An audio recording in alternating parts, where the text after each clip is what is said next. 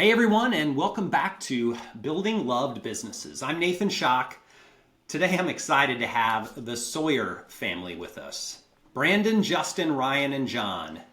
They're the leaders of J&J Access and Security and co-hosts of their own podcast, so they'll be pros at this. It's called Access Granted. And before we're done, I'm sure you're going to want to subscribe. So this is a family-owned business. We're on to the third generation. And we, as a special treat today, we've got all four of them with us. And so as I kick it over to them, what I want you to do is introduce yourself and when you got started at the company, along with one piece of wisdom you learned from the founder, Grandpa John. All right, everybody. Well, hi, my name is Brandon Sawyer. I've been with the company since 2016, but like I said, it's been a family business, third generation, so we all kind of grew up in the shop at some point. One of the things I learned from my grandfather, I do most of the shop work, and one of his biggest things was just, it doesn't matter what you're doing. Customer comes in, that's what you're doing. That's your bread and butter right there, so no matter what you got going on, when someone comes in, you drop everything to kind of help them out. Yeah, I'm Justin, Justin Sawyer. Been with the company since 2011. One of the things that hit me the most with my grandfather and how he instilled in us to help us continue the legacy that he had built was you can't do that without getting paid. And he once made Ryan and I go back to a customer for a penny.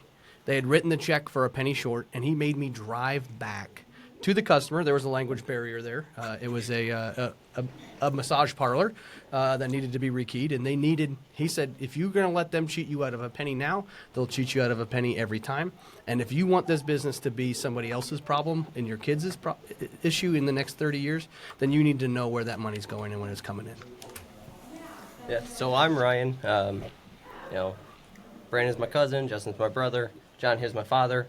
And the one thing that really I took away from my grandfather was he always told us, he said, you better charge for everything you do. It doesn't matter if it's friends or family, your worst enemy. He said, because if you don't charge your friends, your worst enemy sure as hell ain't gonna pay you. So you better collect from your friends as well. And, it just kind of rung true. People that don't like me aren't going to come to the shop. So, I kind of just went with that. Yeah, hey, I'm John. I'm Justin and Ryan's father, and Brandon's my nephew. I was actually second generation. I grew up, when this business started, but I did leave the business for 40 years, and then came back. But the thing that he pushed as far as what I remember the most for me was attention to detail. If you don't have attention to detail, you're never going to be successful. He would tell us that over and over and over again because he would say, how could you miss that? You weren't paying attention to detail. Oh, and yeah. That's what I remembered. And in the locksmithing industry as a whole, the detail is so minute. It's a thousandth or hundredth of thousandth of an inch. When you're trying to make a cylinder work. So that attention to detail carries over. And that's what separates J&J versus the guy down the street. Right. And that attention to detail has allowed us to work on things that other people wouldn't. It has allowed us to build things that other people would say was impossible because we looked at what was existing and we said, oh, look, there's how we can do this. Yeah. Yeah. Okay, so we've teased about the owner here a little bit, but just give us the backstory. How did J&J Access get started? Give us the story. To make a very long story short, our grandfather came up from, he was originally born in South Carolina, made his way up to the Midwest and started working at Farmall when he first got here. Going from Farmall to Oscar Mayer, which is now Kraft. Yes, he was actually on his way to Cook's Inlet when he stopped in here to see Alaska, a friend. Yeah. I didn't know how much detail we wanted to give about that, but yeah. Damn it, Alaska! So after Farmall, like I said, he went to Kraft Foods, which was Oscar Mayer at the time, and from when he was working at Oscar Mayer, he started a small shop John will know a little bit more about the time and dates and everything like that. Yeah, he started working on cars. Yeah. He was a machinist and a tool and die maker by trade, so he could fix or make anything out of a block of metal or steel. And he started working on cars on the side, and they're like, "Hey, make keys to this car." And then it was, "Hey, can you make keys to my house?" And he liked the puzzle. He did. He truly liked the puzzle. Can you open this safe? And then with the way the automotive and the tractor industry worked at the time, he got laid off, and even in craft, he got laid off fairly often in those areas. And he would work throughout the layoff on the side business. And it finally got to the point with him, our grandmother Juanita and him at the time, they were like, "Hey, you guys should get off the pot. Either you got to do this full time, this locksmithing thing full time, or you're going to have to quit it because you can't do both." And he did have a problem with authority figures, so yeah, it kind of led him to working by himself some. Yeah, but he took that shop and he started it full time, 1968, and he worked it until he passed in 2021. We started above a shoemaker building, just this tiny little office above another office. Yeah. Well, way before then, it was actually in '68. It was a trailer. Yeah, it was a trailer home. I forgot about the trailer, yeah. So when we went from this tiny little office above the trailer to a tiny little office above another office to our own building, I believe in '72. And we had our own building here in Davenport. And then 2003, we're right along the river in Davenport here. So there's a lot of flooding issues that we had. So the city was nice enough to move us up a couple blocks into a much bigger 3-story building, which is the worst thing you can do for a hoarder. But Yeah. he liked to collect old locks and different parts. Yep. Because you'll never know. He always told us a story of a guy out of New York who went out of business, and he bought all the mailbox locks that he had from him. Bought over 100 of them from the guy going out of business. And I think we finally ran out of those in like 2018. 2019, So, yeah, he had 'em. Something that wasn't even made for the last 30 years before that, we were still selling in 2018. So sometimes being a hoarder can work out in your benefit. Yeah, one of the good things that he did, though, for us is he set up a legacy in the Quad Cities, the Iowa, Illinois area of 50 years. He set up a business and he set standards. And then when we took over, we said, how do we maintain those standards? Because it was able to provide for himself and his family for those 50 years. And then how do we make that provide for us in the next 50 years and make this our grandkids' problem? And at one time, the shop did have over 22 employees. In the late 80s. Yeah, we did a lot of bank vault work. We did a lot of camera work. And, of course, your automotive and just regular locksmithing. And in that time, he was able to start from him, his wife, then it went to, his Most sons. of the kids, yeah. And then, from there, it grew even more.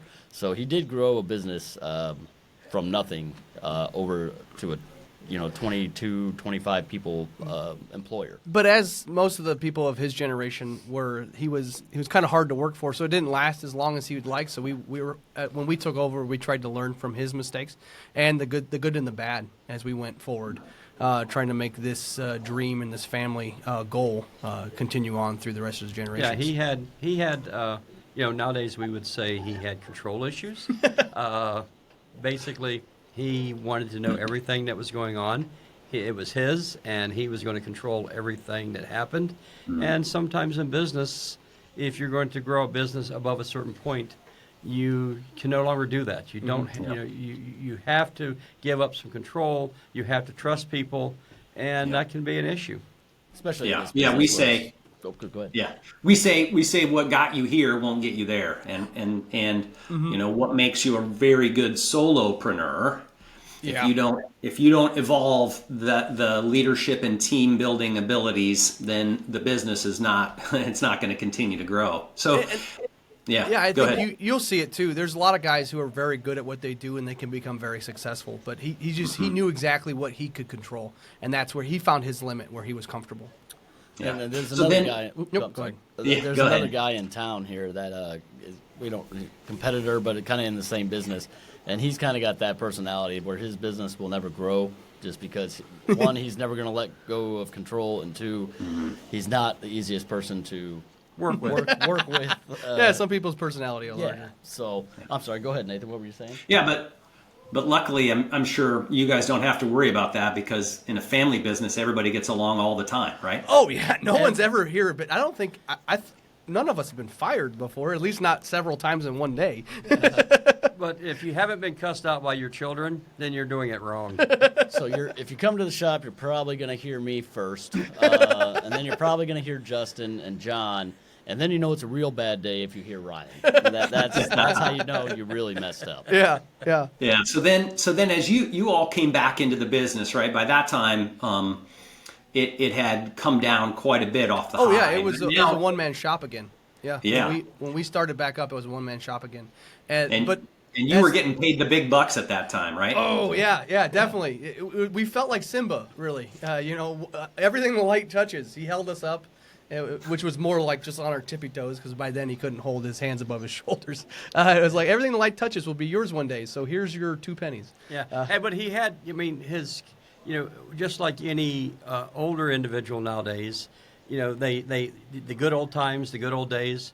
My father one time actually told me he thought that what I was being paid as a network engineer for a global company, and I was the top of the rung when it came to their IT people. What I made a year was obscene. Nobody should be making that much money. Yeah, you're right. It was difficult, but what got me and Ryan and then Brandon again when he came into the business, it was we bought into the dream, right? Be your own boss. We loved that. We loved the freedom of the job, and then we saw the potential there, right? He had found his comfortable niche that he felt that was able to make him successful, and then when we came on, he was able to provide for us, even though we felt like it was pittance. But provide for us and give us an opportunity. And what he taught us means that no matter what happens in J&J, the 3 of us will always have a job. So we can always find something to do with our hands because there how many different fingers and scopes that the locksmithing world falls into. Right. That be your own boss. You're the one that gets to call at 2 o'clock in the morning. Yeah. You're the one that has to get out of bed on Sunday. Yep. And that handoff point, that's a real that's a real inflection point in a family business, right? Are we going to be successful handing it off to that next or even the next generation after that? So maybe describe that process a little bit, how you guys navigated that and now went from that one person shop to now 15 and multiple divisions, and just talk us through how you were able to accomplish that. So there was really no. It was rather sudden for us. Yeah, we had to force him twice to. Okay, you're getting older. You tell us that the business is being left to us, but what's the plan? We kind of need to know what to expect, and getting that out of him was like pulling teeth. It was a fight. Yeah. And then he didn't really want to talk about it because he used to tell me that he was going to look down in my coffin. So so when he got angry, he had no plans of retiring or dying or anything. He just thought he was going to live forever. So when you're working with somebody like that, it's a little tougher. But he suddenly passed away at the shop. Luckily, though, he had gotten down to it and Right. and said, hey, this is the succession plan. And I think it mostly it was hubris too, to an extent, because he didn't want to see what he had built die.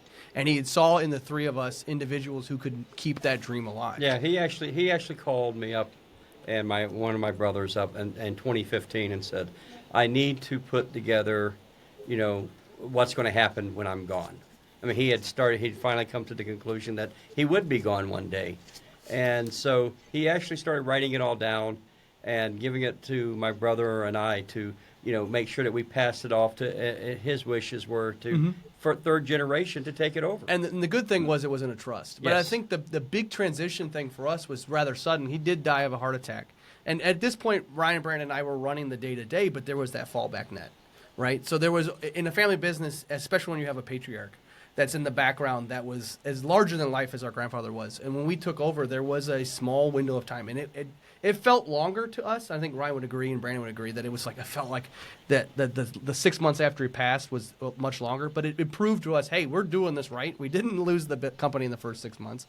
Now, And that was actually a fear of his. Yeah. And then what we decided is like, okay, we sat down and we said, where do we want this to go? We had all three of us had talks over dinners and family gatherings of where this company could go. And we sat down and we said, hey, let's get it there. Let's take it to where we think this can be. And part of that was now getting into new lines of business, right? So talk through that process and the different kind of divisions of the business and what it looks like today. So the first thing we started with is, for the first few months, we just kind of kept everything just as it was, try not to make any major changes, just because we knew what we were doing was already working. So I think the first endeavor we got into was electric strikes. Yes. We found an opportunity to purchase another locksmith who had a really good business model where he had basically one or two customers and he did one specific product for those customers. And it was a very lucrative opportunity for us. And he was similar to my grandfather in the fact that he was aging, but he didn't have three people in it. So we purchased his company, and the skills that we had was able to allow us to get into the electric market. But we also were able to keep him on to train people we brought on. Shout out to Jerry. Jerry, if you're watching, you helped us grow this business. Right. It's not we didn't do it all ourselves. You were definitely a big hand in that. But yeah, we the first thing we jumped into was the electronic security market. It's such a close, scalable business to parallel ties to locksmithing. When it comes to it, it's almost a crime for those people who want to make money in this industry to delineate themselves and not branch into that market because there's money there, and the locksmiths gave it away, and we wanted to get back into it. We were on the periphery edge, and we had honestly talked about it multiple times that we thought we had missed the bandwagon, that we were behind the times on it, but we've actually been able to get in pretty easily. Right, especially with electronic and automotive locksmithing, like when we came into the business for locksmithing and everything with our grandfather, he no longer did any vehicles. He barely touched anything that even took a battery, absolutely nothing. And so for the first 11 years of our locksmithing careers, we didn't touch any of that unless we were at a job site and somebody asked us if we could look at it. Justin, Brandon, and I, and John are all mechanically inclined enough to know how to take most of this stuff apart, and if we take it apart, we better put it back together. So attention to detail, baby. That's right. So we kind of branched out into that on our own a little bit while he was still alive, but then when it came down to the fact that he, had passed and it was ours, it was really just jump in, hands, feet, and we had discussed it too. So like one of the questions we asked ourselves, like geographically, what's the top potential for the market in our area without having to go travel 3 or 4 hours away for locksmithing, right? So how big could this company get unless we expanded our geographic footprint? And the easiest way to expand our gross revenue was to go into the electronic market. And then then the next thing we did is we expanded into the automotive market again. And that's been a huge section for us. So what we've done is we separated the company into 3 divisions. It helps us not step on each other's toes in the hierarchy of the company, but it also gives us a true drive for each one of us to hit each day without having to be like, oh God, I got to look at the whole picture. I can focus down a little bit day to day, and then we come back out at the end of the week, and we say, hey, how'd the company do as a whole? So Brandon runs the inside sales, and he runs the counter sales for the shop, and then he helps manage the scheduling.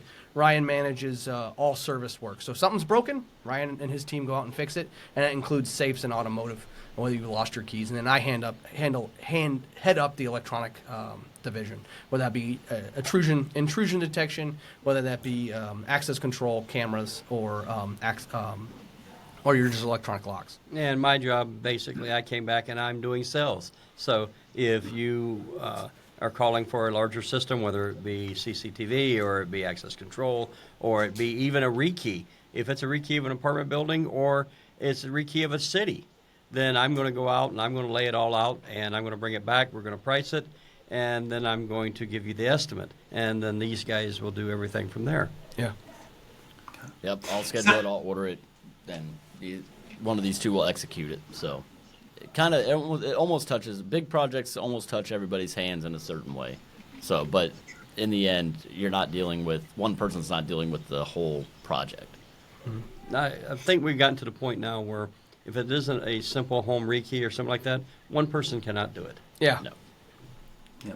Now, my understanding is, you were able to do all of this growth debt free.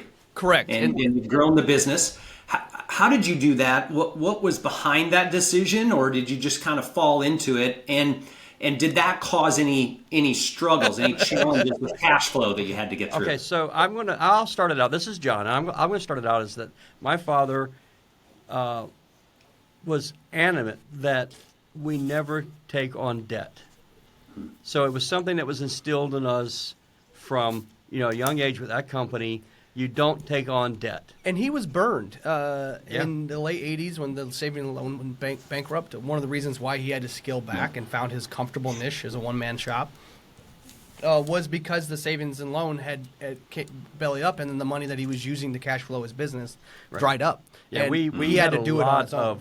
We had a lot of money out in when the banks and credit unions were building up. They were building new buildings. They were doing all these things, and we had a lot of money in some of these places, in vaults and safety deposit boxes, and drive-up equipment, and that it almost bankrupted us. Yeah, and I think even the week before he died, or the couple days before he died, he had a conversation where he brought that up. Hey, you can't trust him. Don't bring him in. If you can't pay for it, don't do it.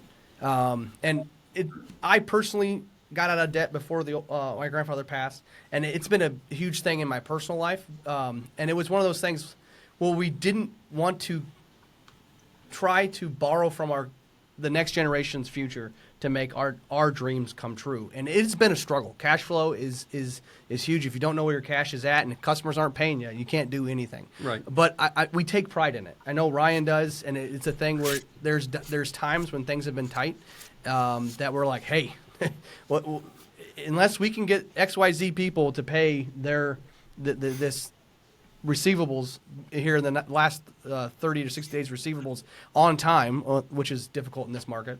I don't know how we're going to do XYZ, but we've made it every time. We do keep it. It's not a struggle. The big thing now is funding the growth and then maintain. And right. The big product, the money suck right now, and it's sad because we want to be a company that we want other people to work for. Healthcare has been a huge suck in that cash flow. Because we took the money that we had in the bank, and within the first year and a half, we turned that entire savings into monthly receivables.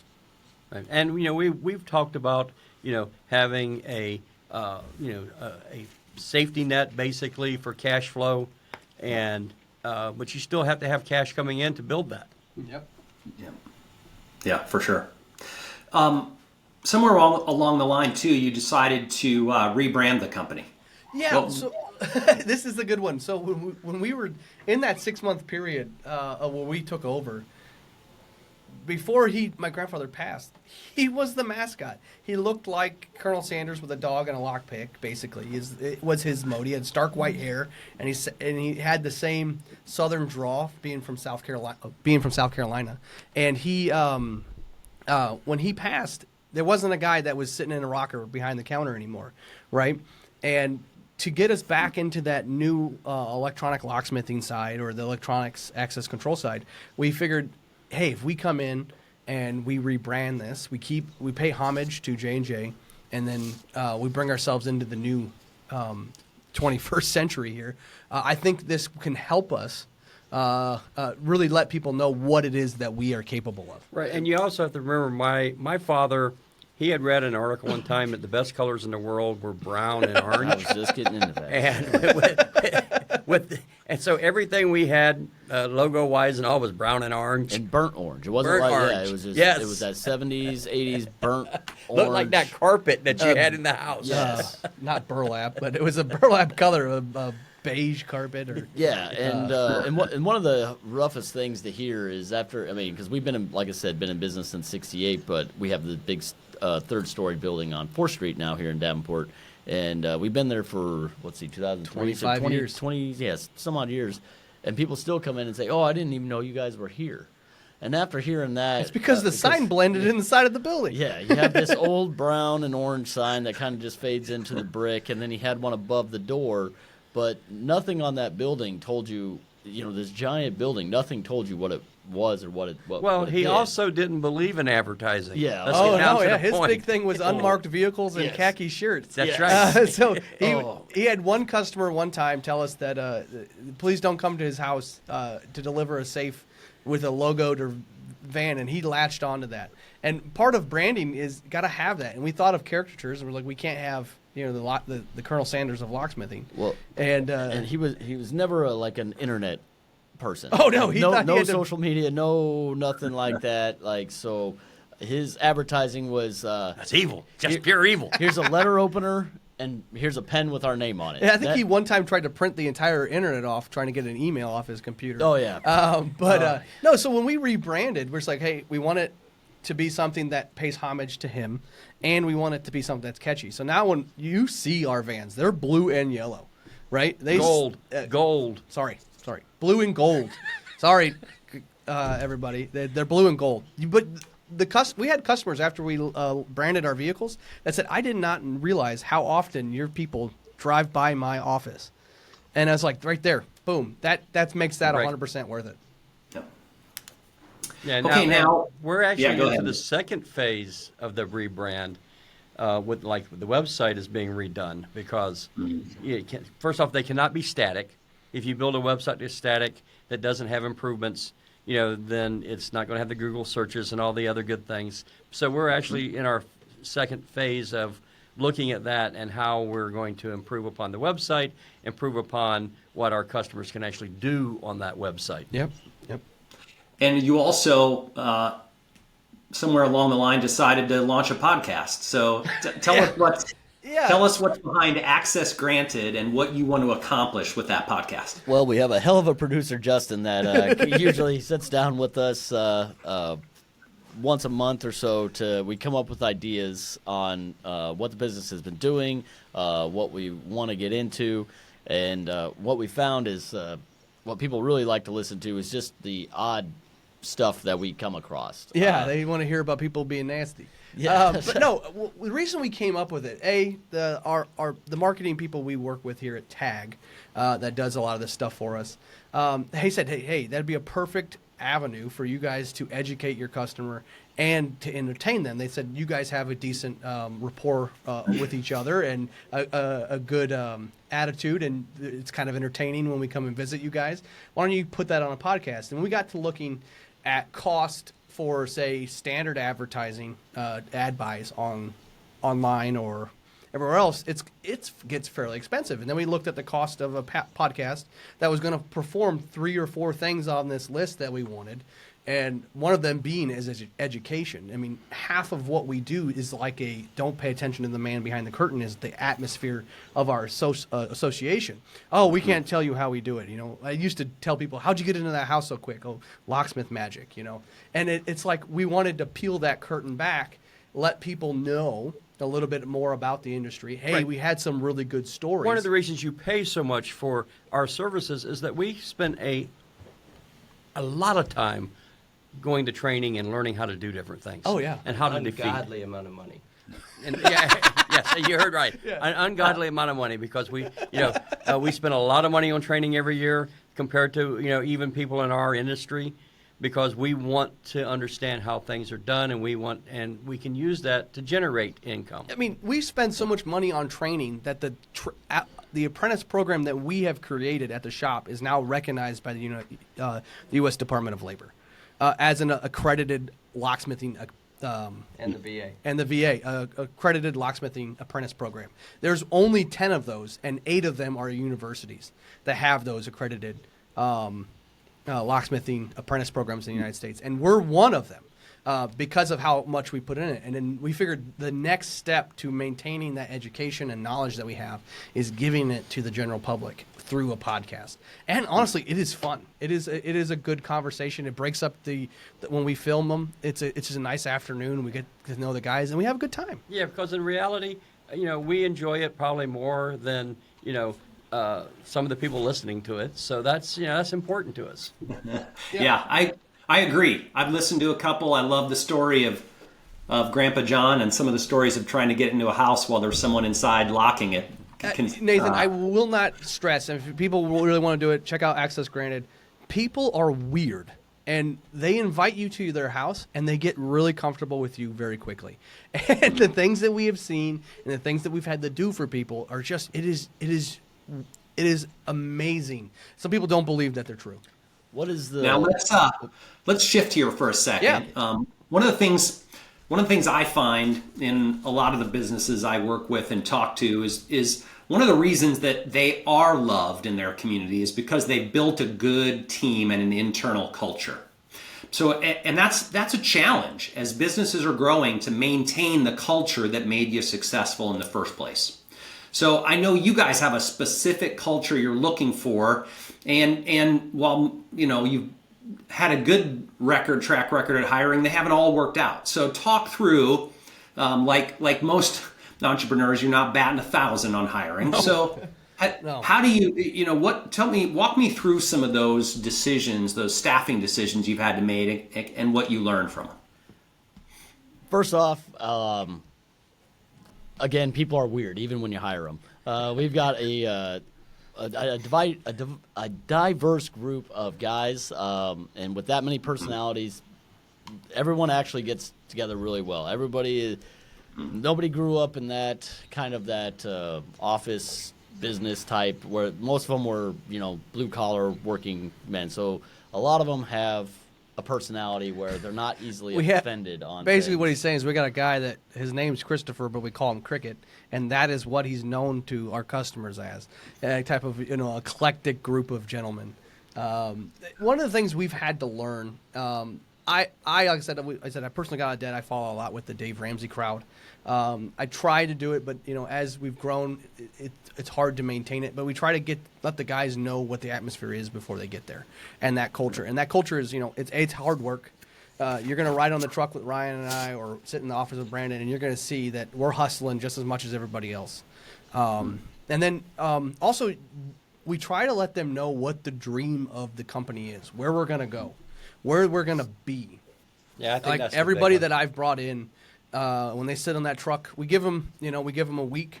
We give them 90 days, but that first week, hey, if you don't work out, this is basically, we're going to hire you here. There's your paperwork and all, but you've got a week to ride on the truck, and we got to see what you're made of, and get your work ethic. And I tell them that week when they're on the truck with me, hey, this is where we're going. This job you may not always be just a locksmith on the truck or a security guy on the truck. You may be a team leader. You may be head of a division one day. So that's what you got to try to work towards. Right. And we also push the fact that, you have to be a self-starter.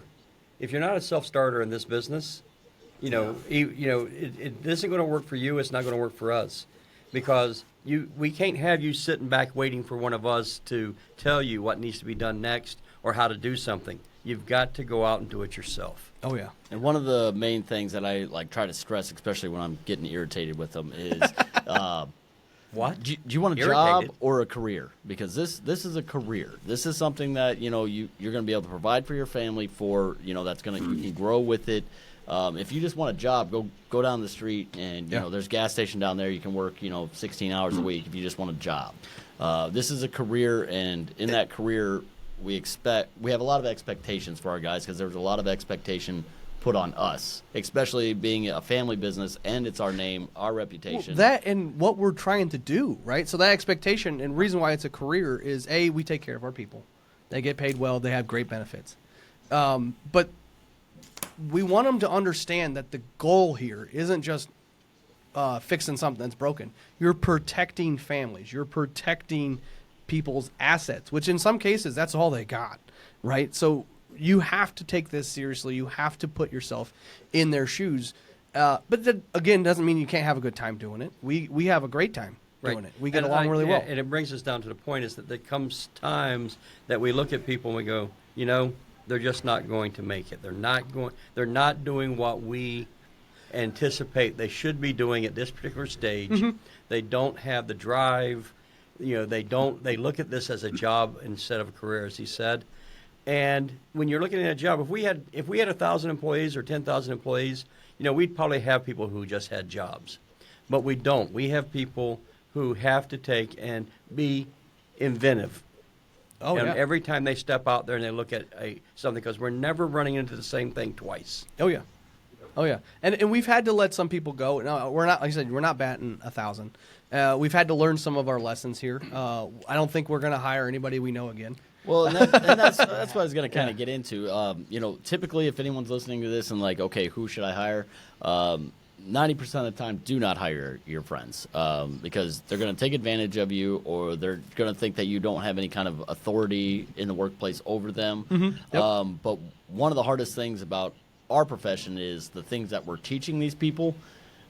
We kind of almost need to have a rapport and a background with that person. Oh, yeah. Before we bring them in, we can't just bring somebody off the street and say, "Okay, this is how you break into a house and open a safe." Because a week later we may not see them again, and now they're arrested. Yeah, we got a call from a government entity who wanted to know if we'd be willing to train ex-convicts, and it's like, is this a joke? Oh yeah, I knew that call. Yeah. What could go wrong there? Yeah, exactly. I can take a guy from the street, and in 6 to 8 months, the easy part is getting into something. The hard part is making sure that someone else can't get into it, and then or fixing it when it's broken. Within 6 months, I can teach a guy to get into just about anything. There's not a door in our area or in the country that's going to stop me if I have enough time. Right. Well, you take a guy who's ever taken and accidentally had a lock come apart in their hands, and all the little pins and springs and everything else fall out. So what we've learned the most with hiring is, hey, we can't hire anybody we know anymore, and then that process takes a while, right? When we hire somebody, we're committing to that person thousands of dollars above and beyond their salary for the next 4 years. In the next 4 years. And that's the big decision. And what we have learned over the last 4.5, almost 5 years now, is we can't take that lightly, and neither can they. Right. I mean, let's take an example. If you're going to learn locksmithing, and we say locksmithing, but you're going to learn the rekey, you're going to learn the master key. Master keying is nothing but math. Yeah, it's just and math. People have to understand, if you can't do math, you're not going to be able to do that either. Yep. And then we move you into safes, and changing, but also moving. We move a lot of safes. Just the other day, we moved. It was collectively, it was 12 tons, so 24,000 pounds. Right. 3 safes over 24,000 pounds out of one bank and into another. Right. So we're going to start. You're going to have to learn about that. Then you're going to go into automotive. You're going to go into safe changes, and now we're going to take you into manipulation of safes, drilling safes, and then electronics. And that's then safe electronics is the and next then part. electronics on a door. And then we start teaching you networking, because guess what? In our security side on the electronics, we are doing a lot of networking. Everything we do is tied to IP. Mm-hmm. Yep, it's all network now.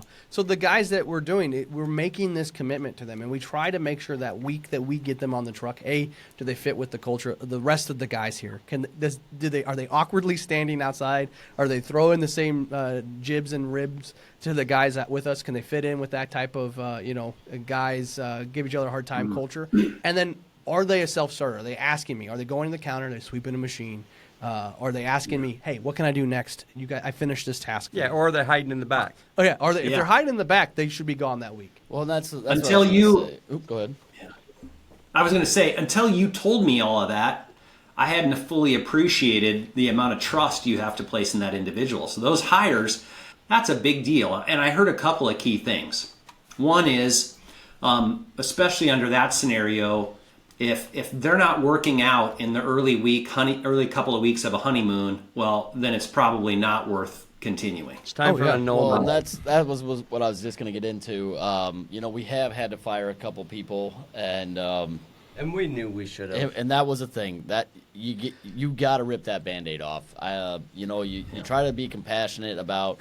You get to know this person. You know their situation. You know their home life. You know their family life, and that stress kind of really gets put on you of like, right, you're kind of, you're making their life harder, but you have to remember they have been making your life harder. And, and then the rest of us are standing in the background going, Brandon, fire him. Fire him. The other thing too is we try to separate ourselves from the big corporation as a small business and be the compassionate ones that would do something that we would want someone to do, right? Well, but you have to learn that balance. And I think that's been the biggest struggle. Outside of cash flow, it's learning that balance. That's been the hardest thing, because we do try to treat our guys like family. A lot of companies say that, but we treat these guys like family. We go to the last year we went to 4 baseball games, and we had everybody show up and their families, all right? And then we do a shooting outing every year. We do a company Christmas party. You know, we do things outside of work. They go guys go on the team, go golfing. Like I And said, we understand we know it. all their wives, all their children's names, everything like that. And we understand that people, things come up in your life that can cause you to have issues at work. And we try to be understanding of that.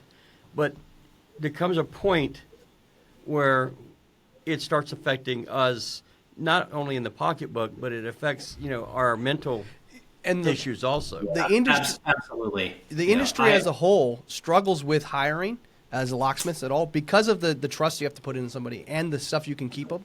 But because you need someone who's self-starter, that person tends to be an entrepreneur, right? And they tend to lose people to them starting their own company. Yeah. And one of the other key things I heard, and it came from the very beginning, is talking about the dream and the potential for the business. So as we wrap things up here, just where do you want to take this thing? Where do you want to take J&J Access? I want to be. I just turned 40. I want to be retired at 52. That's kind of the goal. We'll see what happens. No. No, really, I would say we're doing a pretty good job of bringing it back to what we would call its heyday of the 80s, where we have employees, we have jobs lined up every week. And right now, we don't have a problem with our jobs. Our phone rings off the hook. Our 2 trucks are busy all day. Yeah, we have Access- 6 trucks. We have our two main locksmithing trucks, and then we have automotive side, and then we have 4 access trucks. And typically by 9 a.m., Parking lot's everybody- empty. Yeah, parking lot's empty. So, I think too the big thing that I want, and I'm sure you guys are there, I want this to be our grandkids' problem, right? And I say that as a joke. I don't want it to be a problem for them, but I want them in this business too. And the way we do that is by making sure that it's not just going to take care of one person like it did my grandfather, but making sure it takes care of all 4 of us, or takes care of all 15 of us, and how we do that and navigating that. So knowing that and us seeing that dream, and because I'm an entrepreneur, I don't want to die penniless. Right? So you have to make sure it does all of those things and provides a wealth for us. And I think as long as we're on the same page there, we may take tips or different streets or different avenues to get there. But the end goal is the same. And I think we're able to fight it out where a lot of companies, they won't do it. We've had the screaming matches to fight it out. Oh, yeah. But you know what? I mean, my financial advisor says that my goal should be to be spending my last penny when I fall over. And I hope you do. I do. As your son, I hope you spend all of your own money, but don't touch a dime of mine. and ladies, like I said, they all have children and everything like that. I'm just going to put this out there. Now, I need some children to leave my side of business, too. So, stop in at 1304 West 4th Street, Davenport, Iowa, or give me a call at 563-322-0123. Just throwing that little note in there. That right there is the perfect way to end this. John, Justin, Brandon, and Ryan, thanks so much for being here. Yep, I appreciate it. Thank you, guys. Thank you. Great to hear your story. For the people who do, whether it's a date or help, Yep. where's the best place for people to find you? Well, like I said, if the physical address is 1304 West 4th Street in Davenport, Iowa, you can give us a call at 563-322-0123, and Justin always finishes. And you can visit us at jjlocks.com. And subscribe to the podcast. Access I know granted. You'll find it. I know you'll find it just as enjoyable as I did. Thanks, you guys. Thanks a lot for being on Building Loved Businesses. Appreciate it. Thank you. Thank you.